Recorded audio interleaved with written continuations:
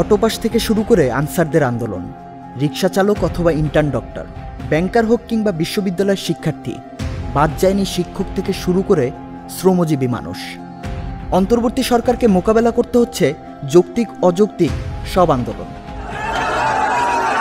সবশেষ গাজীপুরের সহিংসতা শেষে সন্ত্রাস বিরোধী অভিযান শুরু করে অন্তর্বর্তী সরকার, যার নাম দেওয়া হয় অপারেশন ডেভিল হান্ট।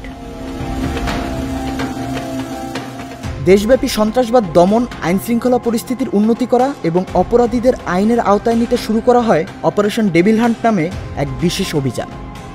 এই অভিযানের মূল উদ্দেশ্য হল সন্ত্রাসীদের গ্রেপ্তার করা, দেশের আইনশৃঙ্খলা পরিস্থিতি স্থিতিশীল করা ও জনসাধারণের নিরাপত্তা নিশ্চিত করা।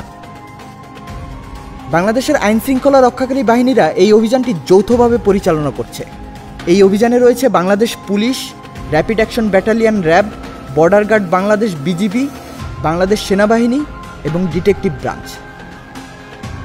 4 বাহিনী গোয়েন্দা তথ্যের উপর ভিত্তি করে সারা দেশে একযোগে যৌথভাবে অভিযান পরিচালনা করবে। এই লক্ষ্যে দেশব্যাপী গুরুত্বপূর্ণ স্থানগুলোতে বসানো হয় চেকপোস্ট, গাড়ি থামিয়ে চালানো হয় তল্লাশি। স্বরাষ্ট্র উপদেষ্টা জানান, অপরাধী নির্মূল না হওয়া পর্যন্ত সারা দেশে অপারেশন ডেভিল হান্ট চলবে। যারা দেশকে অস্থিতিশীল করবে তাদের টার্গেট করে এই অভিযান চালানো হচ্ছে।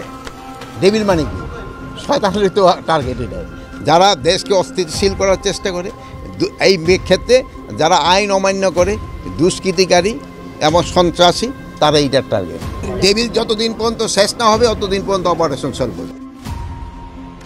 স্বরাষ্ট্র সচিব নাসিমুল গনি বলেন, দেশের পরিস্থিতি অস্থিতিশীল করার চেষ্টাকারীদের বিরুদ্ধে অভিযান শুরু হয়েছে। যতদিন প্রয়োজন হবে ততদিন এই অভিযান চলবে। আমাদের সারা দেশে সেনাবাহিনী মোতায়েন আছে। তো এই পরিস্থিতিতে কাজ করতে যে আমরা যে সমস্ত পরিকল্পনা নেই, আর অনেকগুলো চলমান রয়েছে এবং যেগুলো আগামীতে হতে যাচ্ছে, তার কিছুটা আমরা রিভিল করতে যাচ্ছি। তার একটা যেটা গতকালকে আমরা জরুরিভাবে, আপনারা অলরেডি সবাই বলেছেন, ডেভিল হান্ট করা হচ্ছে একটা অপারেশন, যেখানে যৌথভাবে সকলে একটা ফোকাসড ওয়েতে কিছু কাজ করবে। সরকার এই অভিযানকে জাতীয় নিরাপত্তার জন্য অত্যন্ত গুরুত্বপূর্ণ হিসেবে উল্লেখ করেছে। স্বরাষ্ট্র মন্ত্রণালয় জানায়, অপারেশন ডেভিল হান্ট একটি বিশেষ অভিযান যা 8 ফেব্রুয়ারি সারা দেশে একযোগে শুরু হয়েছে। গত 7 ফেব্রুয়ারি গাজীপুরের ছাত্র ও সাধারণ জনগণের উপর সন্ত্রাসী হামলা করে আওয়ামী লীগের সন্ত্রাসীরা। এ হামলায় বেশ কয়েকজন হতাহত হন এবং সার্বিক আইনশৃঙ্খলা পরিস্থিতির অবনতি ঘটে।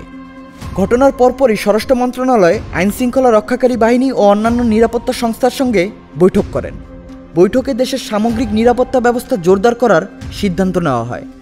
এরই ধারাবাহিকতায় 8 ফেব্রুয়ারি অপারেশন ডেভিল হান্ট নামক বিশেষ অভিযান শুরু হয়।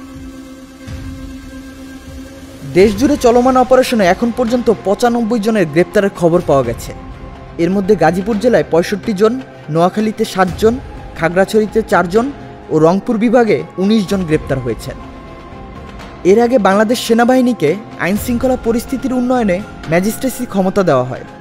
এখন নতুন করে এই অপারেশন আইনশৃঙ্খলা পরিস্থিতি স্বাভাবিক করতে কতটুকু ভূমিকা রাখবে তাই দেখার বিষয়। Hello Bangla news desk.